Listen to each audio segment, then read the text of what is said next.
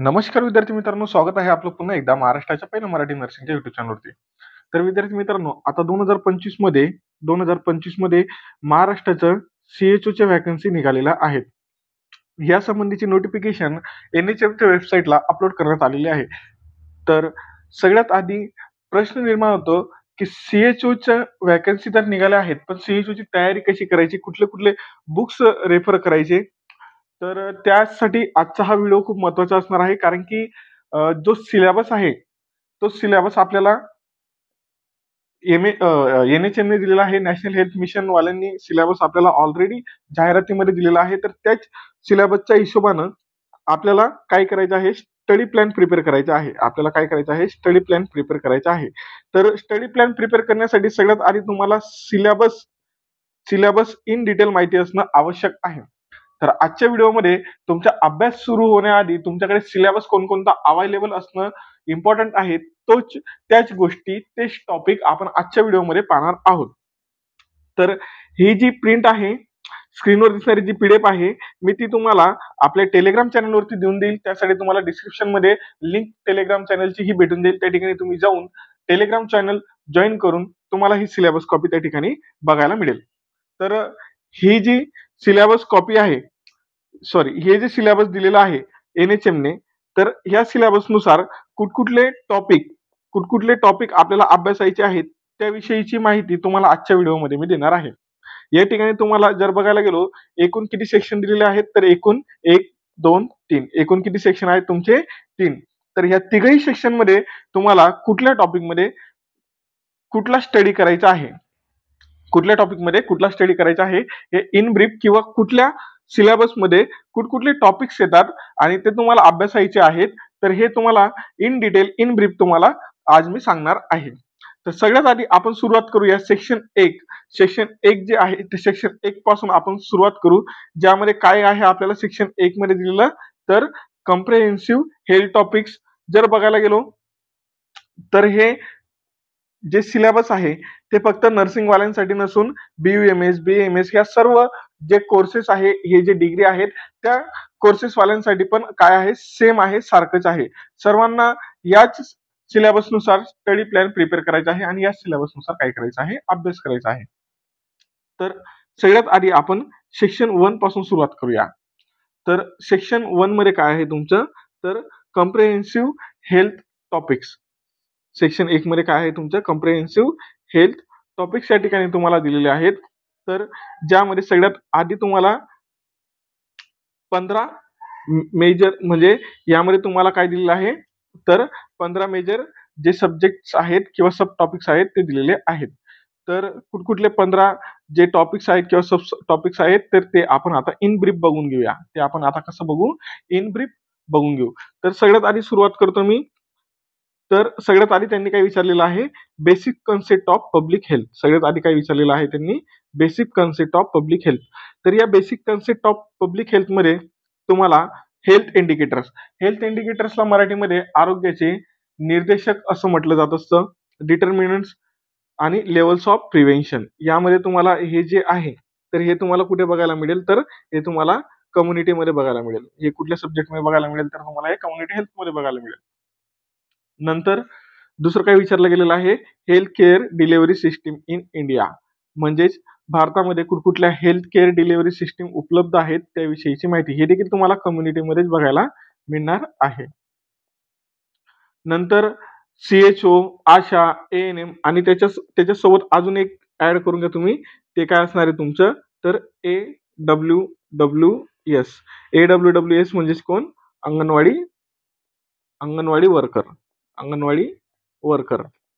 तर यांचा पण तुम्हाला रोल, त्यांचं काम, किती पॉप्युलेशन वरती किती ANM, किती आशा, किती CHO असतात, हे म्हणजेच काय तुम्हाला बघायचं आहे, पॉप्युलेशन या ठिकाणी लक्षात ठेवायचं आहे. त्यांचे रोल्स बघायचे आहेत, त्यांचे रिस्पॉन्सिबिलिटीज बघायचे आहे आणि त्यांची सगळ्यात महत्वाचं जर सांगायला गेलो, तर अजून काय बघायचं आहे तुम्हाला, रिक्रुटमेंट बघायचे आहे. म्हणजे त्यांचं जे भरती आहे ते भरती कोण करतं. आता उदाहरणार्थ जर सांगायला गेलो, तर आशाची भरती या 2 स्तरांवर होत असते.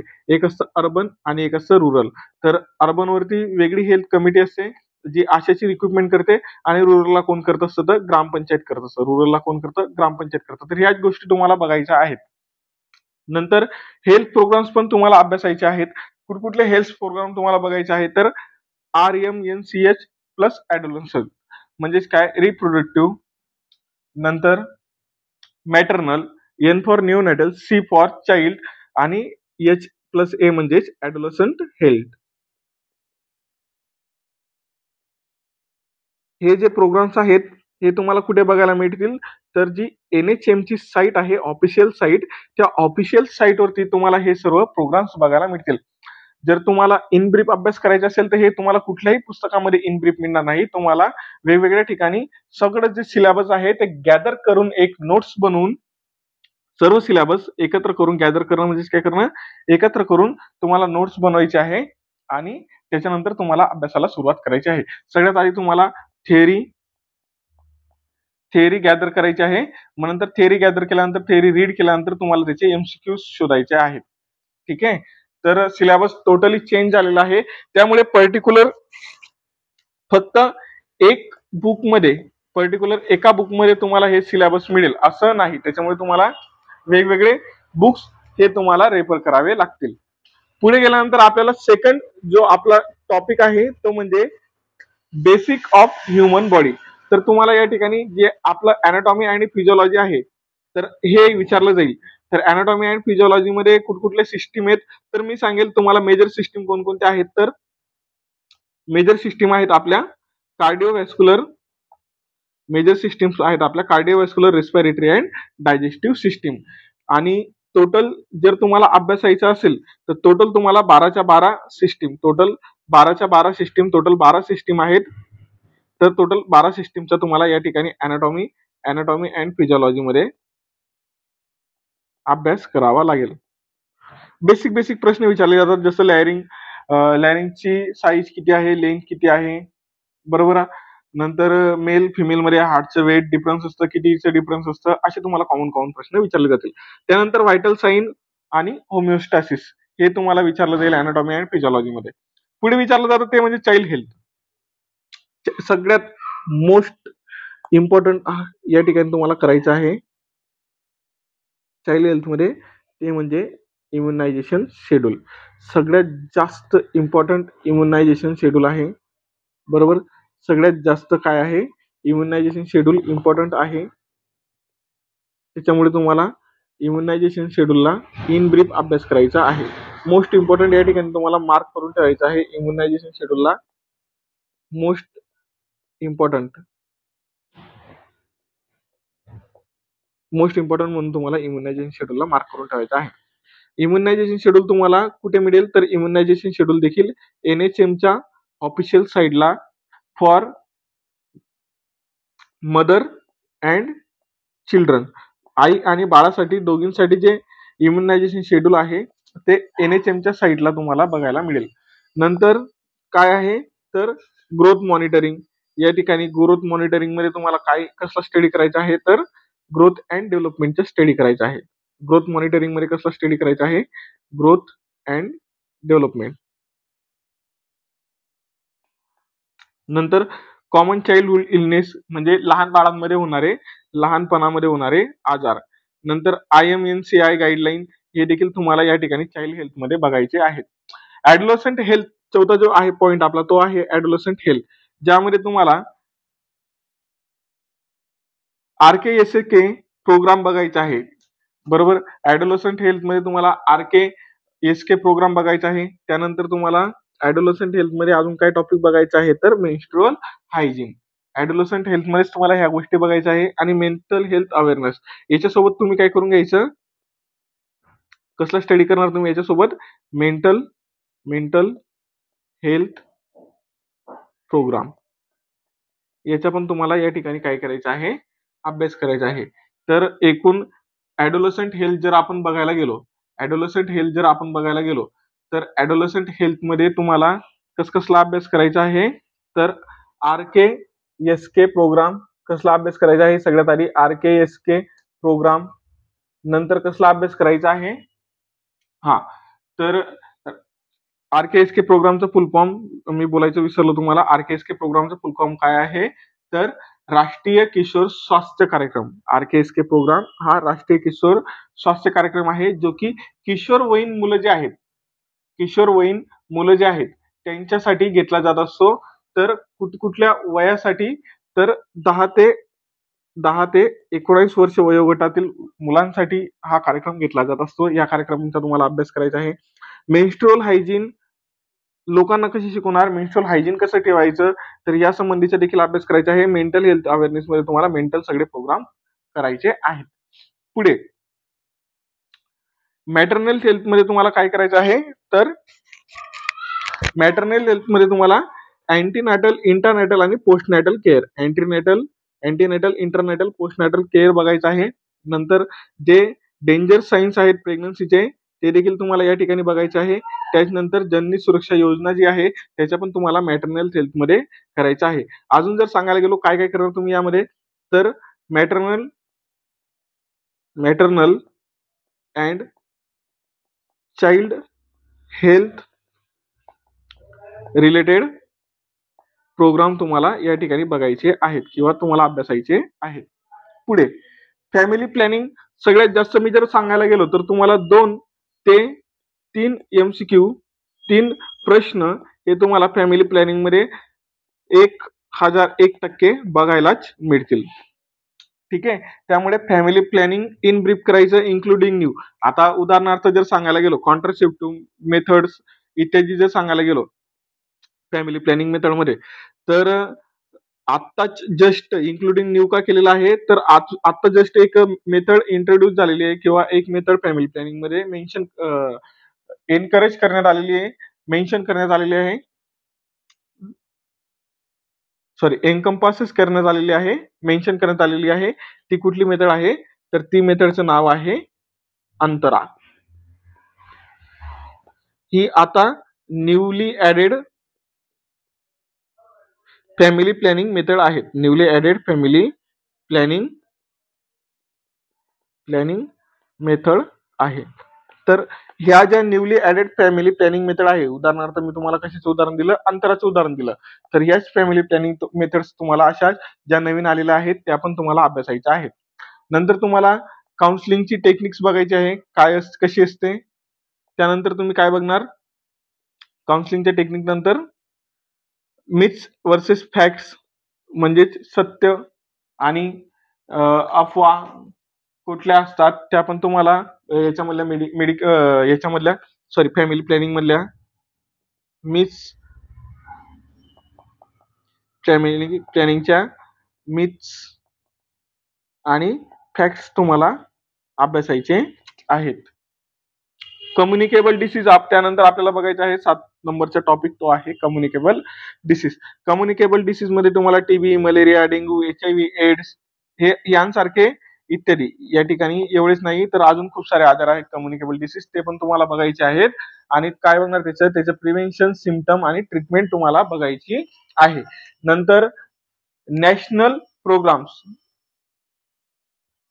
तुम्ही कम्युनिकेबल डिसीजचं बघणार, पण कम्युनिकेबलच्या डिसीज साठी जे प्रिव्हेन्शन करण्यासाठी जे प्रोग्राम्स घेतले जात असतात, बरोबर, कम्युनिकेबल डिसीजच्या प्रिव्हेन्शन करण्यासाठी जे प्रोग्राम्स घेतले जात असतात ते प्रोग्राम्स देखील तुम्हाला बघायचे आहेत. उदाहरणार्थ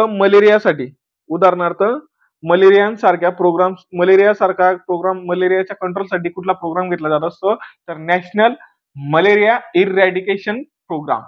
तर हे असे जे प्रोग्राम्स आहेत, तर हे प्रोग्राम्स कोणत्या प्रोग्रामच्या अंतर्गत येतात, तर national vector borne disease control program, NVBDCP चा फुल फॉर्म काय आहे, तर national vector borne disease control program. बरोबर. तर हे सर्व प्रोग्राम्स तुम्हाला या ठिकाणी कम्युनिकेबल डिसीज मध्ये बघायचं आहे. कम्युनिकेबल डिसीज तर तुम्ही बघणारच, पण त्याच्यामध्ये प्रोग्राम्स पण तुम्हाला बघायचे आहेत.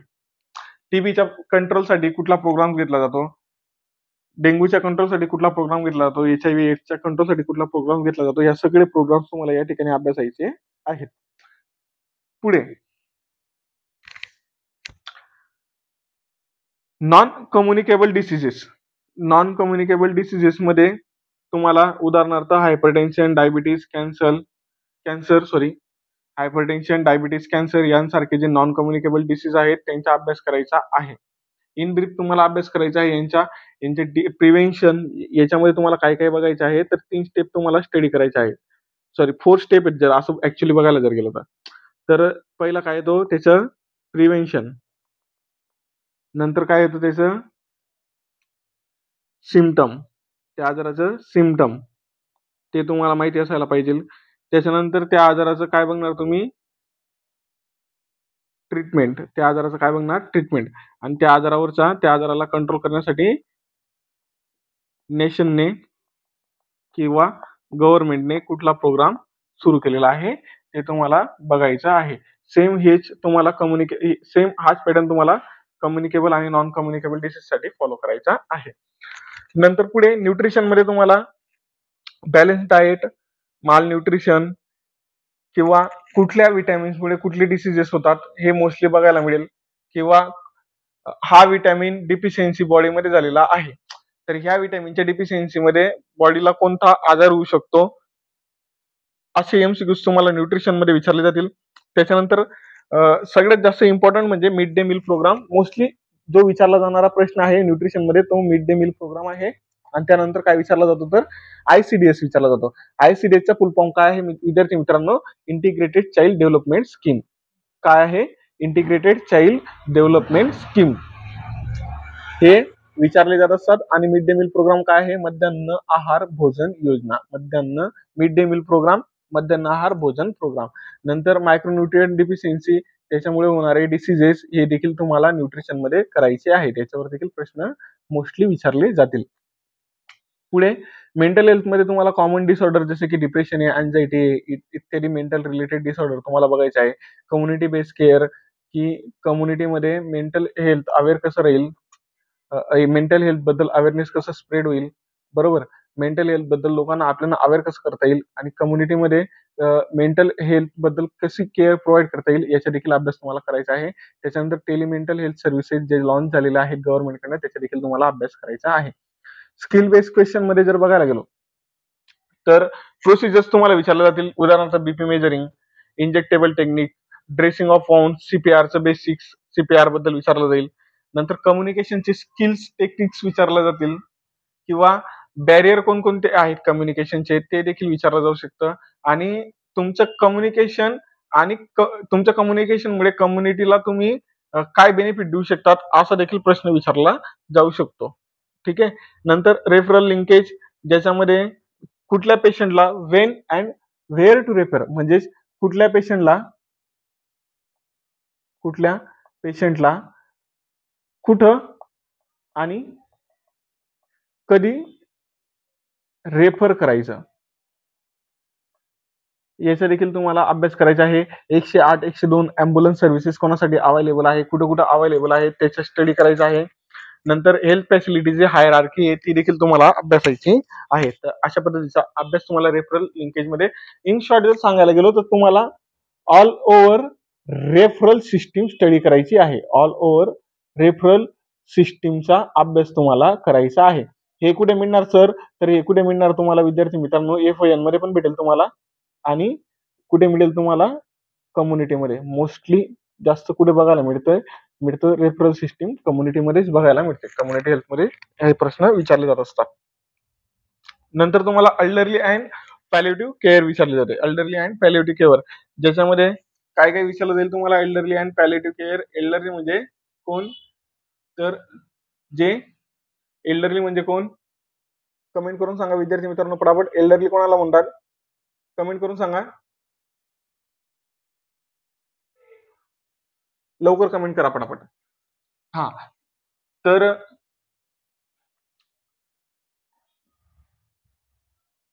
हा व्हिडिओ थोडा मोठा होईल कारण की यामध्ये मी तुम्हाला जे तुमचं CHO सिलेबस आहे, ओके, तर पूर्ण जे सिलेबस आहे ते सिलेबस मी या ठिकाणी तुम्हाला डिस्क्राईब करून सांगतो. त्याच्यामुळे थोडा व्हिडिओ मोठा होईल. शेवटपर्यंत व्हिडिओ बघा.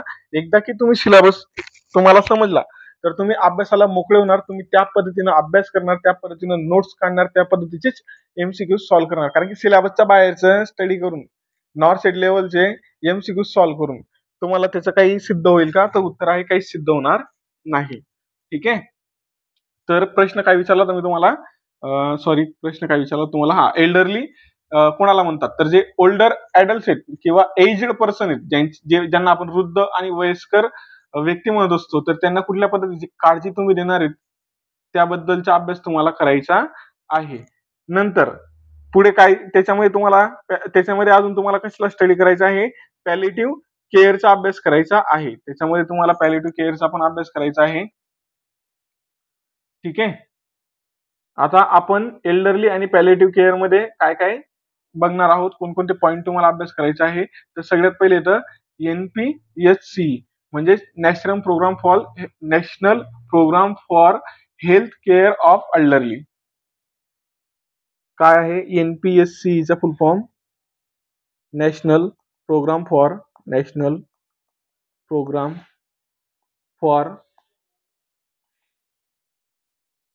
Health care of the elderly. तर याचा अभ्यास तुम्हाला एल्डरली अँड पॅलिएटिव्ह केअर मध्ये करायचा आहे. पेन मॅनेजमेंट कसं करायचं याचा देखील अभ्यास करायचा आहे आणि एंड ऑफ लाईफ केअर कशी द्यायची ते देखील तुम्हाला अभ्यास करायचा आहे. इमर्जन्सी सर्व्हिसेस मध्ये तुम्हाला फर्स्ट एडचं basic, snake bite, burn, fracture याचा अभ्यास करायचा आहे. स्नेक बाईट झाल्यावर कुठलं अँटीडोट तुम्ही देणार, कुठला अँटीव्हेनम औषध तुम्ही देणार, कुठल्या याच्यावर देणार, तर ते तुम्हाला स्टडी करायचं आहे.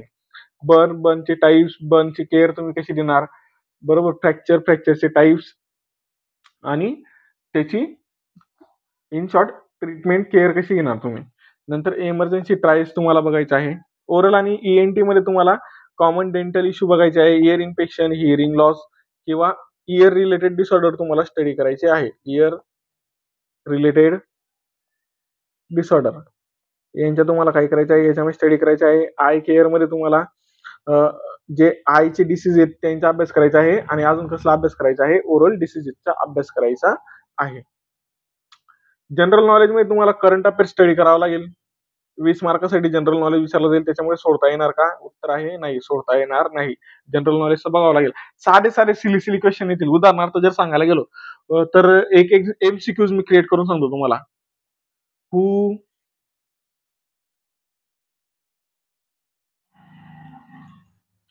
माफ करा, who is governor of Maharashtra?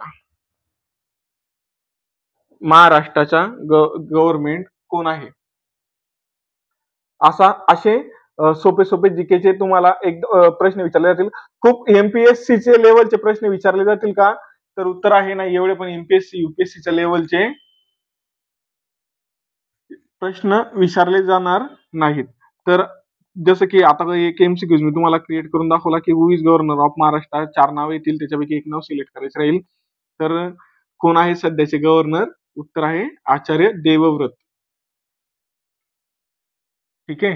हे आहेत 11 सप्टेंबर 2025 ला त्यांची प्रेसिडेंट ऑफ इंडियाने अपॉइंटमेंट केली ती गव्हर्नर ऑफ महाराष्ट्र म्हणून. गव्हर्नरची अपॉइंटमेंट कोण करतं? तर असा पण प्रश्न विचारला जाऊ शकतो. त्याच्यामध्ये येईल तुम्हाला CM, PM, प्रेसिडेंट. तर उत्तर आहे प्रेसिडेंट. ठीक आहे. कोण आहेत आपले महाराष्ट्राचे गव्हर्नर? आचार्य देवव्रत. ठीक आहे. नंतर इंडियाची हिस्ट्री, जिओग्राफी, कॉन्स्टिट्यूशन बद्दल थोडंसं बेसिक विचारलं जाईल. कॉन्स्टिट्यूशन मध्ये काय विचारलं जाईल की कॉन्स्टिट्यूशन कधी बनलं, कधी इंडियन कॉन्स्टिट्यूशन लागू झालं, तर हे डेट्स तुम्हाला विचारले जातील. बेसिक सायन्स टेक्नॉलॉजीचे प्रश्न विचारले जातील आणि गव्हर्नमेंटचे स्कीम, स्पेशली कुठल्या स्कीम विचारल्या जातील, तर जे हेल्थ रिलेटेड स्कीम आहेत गव्हर्नमेंटच्या त्याच्यावरती जास्त प्रश्न विचारले जातील. तर याच्यासाठी तुम्हाला ऍप यूज करायचे आहे, जसं की डेली हंट आहे, GK टुडे, युट्यूबचे जे जनरल नॉलेजचे चॅनल्स आहेत ते जे इंग्लिश आणि मराठी आणि यांचे डेली अपडेट्स तुम्हाला बघत राहायचे. स्पेशली कुठले अपडेट बघणार तुम्ही विद्यार्थी मित्रांनो, तर जे हेल्थ रिलेटेड आहेत, जे हेल्थ रिलेटेड अपडेट्स आहेत किंवा हेल्थ प्रोग्राम रिलेटेड अपडेट्स आहेत ते तुम्हाला बघायचं आहे. सेक्शन 3 मध्ये तुम्हाला एनएचएमच्या प्रोग्रामचे 20 एनएचएम डायरेक्टली 20 मार्काला विचारला जातोय. फक्त तुम्ही जर एनएचएम प्रॉपरली केला तर तुम्हाला किती मार्क्स भेटून जातात, एनएचएमचे 20 मार्क्स भेटतायत. बरोबर. तर एनएचएम मध्ये काय काय विचारलं जाईल, एनएचएम मध्ये काय काय विचारलं जाईल, तर एनएचएम मध्ये एनएचएमचं स्ट्रक्चर, एनएचएमचं गोल, बरोबर, कधी एस्टॅब्लिश झालं होतं, एनएचएमच्या अंतर्गत प्रोग्राम्स कोणते कोणते येतात, कोणता प्रोग्राम कधी लॉन्च झाला, नंतर कोणत्या 5 इयर प्लॅन मध्ये लॉन्च झाला. 5 इयर प्लॅन म्हणजे काय, मराठीमध्ये 5 इयर प्लॅनला काय म्हणतात, पंचवार्षिक योजना. पंचवार्षिक योजना असे प्रश्न तुम्हाला विचारले जातील. त्याच्यामुळे सगळ्यात जास्त जास्त फोकस करा. छोटासा सिलेबस आहे, 2-3 दिवसामध्ये एनएचएमचा सिलेबस तुमचा काय होऊन जाईल, पूर्ण होऊन जाईल. ठीक आहे. नंतर हेल्थ अँड वेलनेस सेंटर, सगळ्यात जास्त important, health and wellness centre. तर विद्यार्थी मित्रांनो, जे सब सेंटर होते, त्या सब सेंटरचं रूपांतर आता HWC मध्ये झालेलं आहे. HWC म्हणजेच काय, health and wellness centre. Ayushman Bharat योजनेबद्दल विचारलं जाईल, कोणी लॉन्च केली, कधी लॉन्च केली, कुठे सुरुवातीला सुरू झाली. तर हे प्रश्न नंतर सगळ्यात महत्वाचं म्हणजे CHचा रोल्स अँड रिस्पॉन्सिबिलिटीज. याचा इन ब्रीफ तुम्हाला जर अभ्यास करायचा असेल तर तुम्हाला कुठल्याच पुस्तकामध्ये एका ठिकाणी हे नोट्स मिळणार नाहीत. याच्यासाठी हे जे सिलेबस तुम्हाला कव्हर करायचे आहे, तर हे सिलेबस साठी तुम्हाला सोर्सेस कोणते कोणते यूज करायचे आहेत तर मी ते तुम्हाला सांगतो. सगळ्यात पहिले येतं एनएचएमची वेबसाईट, बरोबर. नंतर ट्रेनिंग मॅन्युअल्स, नंतर काही युट्यूबचे चॅनल जे आहेत ते देखील चांगल्या पद्धतीनं एक्सप्लेन करतात सिलेबसला, ते देखील तुम्ही रेफर करू शकता. आणि सगळ्यात लास्ट बट सगळ्यात most important, that is your books कोणते, तर जे तुम्ही तुमचं डिग्री कंप्लीट करताना बुक्स यूज केले होते, कम्युनिटी हेल्थला म्हणा, कशालाही म्हणा, तर ते डिग्रीच्या वेळेस जे बुक्स तुम्ही यूज केले होते त्या बुक्समध्ये तुम्हाला ह्या सगळ्या गोष्टी बघायला मिळतील. त्याच्यामुळे तुमचे बुक्स सगळ्यात जास्त महत्त्वाच्या या परीक्षेसाठी रोल प्ले करणार आहेत. ठीक आहे. सगळ्यात जास्त इम्पॉर्टंट रोल जो आहे, सगळ्यात जास्त इम्पॉर्टंट रोल तुमच्या नोट्सचा राहणार आहे. त्यामुळे नोट्स कसल्या काढणार, तर सिलेबसच्याच नोट्स काढायच्या. ठीक आहे. सिलेबस कसा आहे, सिलेबस मी तुम्हाला ऑलरेडी दिलेला आहे. या सिलेबसची जी PDF आहे, ती PDF मी तुम्हाला टेलिग्रामवरती देऊन देईल. ठीक आहे. त्यासाठी तुम्हाला टेलिग्राम चॅनल आता जॉईन करावं लागेल. ठीक आहे. डिस्क्रिप्शन मध्ये मी लिंक दिलेली आहे टेलिग्राम चॅनलची, त्या ठिकाणी जा, टेलिग्राम चॅनल जॉईन करा. अजून तुमच्या समस्या असतील तर त्या समस्या मला विचारा, मी नक्कीच तुमची समस्या सॉल्व्ह करायचा प्रयत्न करेल. सगळ्यात आधी विद्यार्थी मित्रांनो, तुम्ही सिलेबस ओळखून घ्या. सगळ्यात आधी सिलेबस लक्षात ठेवून घ्या, त्याच्यानंतर अभ्यासाला सुरुवात करा. कारण की जोपर्यंत आपल्याला कुठे जायचंय हे तर तुमचं फायनल झालं की तुम्हाला कुठे जायचंय, CHOच्या पोस्टला जायचंय. पण जर तुम्हाला रस्ता माहिती नसेल तर त्या ठिकाणी तुम्ही पोचाल पण उशिरा पोचाल. तर त्याचा काही बेनिफिट निघेल का? एखाद्या प्रोग्रामला जाताय तुम्ही आणि त्या प्रोग्राम झाला आणि त्या प्रोग्राम झाल्यानंतर तुम्ही पोचत असणार, तर त्याचे काही बेनिफिट भेटणार आहे का? काहीच बेनिफिट भेटणार नाही. त्याच्यामुळे तुम्हाला काय करायचंय, तर रूट आधी बनवायचा आहे आणि रूट कुठे बनवायला भेटेल तुम्हाला बघायला भेटेल. तर मी जे दिलेलं तुम्हाला सिलेबस आहे त्या सिलेबसमध्येच तुम्हाला तुमचा रूट जो आहे तो रूट तुम्हाला बघायला मिळेल. व्हिडिओ आवडला असेल तर व्हिडिओ लाईक करा, तुमचे इतर मित्रांपर्यंत हा व्हिडिओ शेअर करा. Till then take care.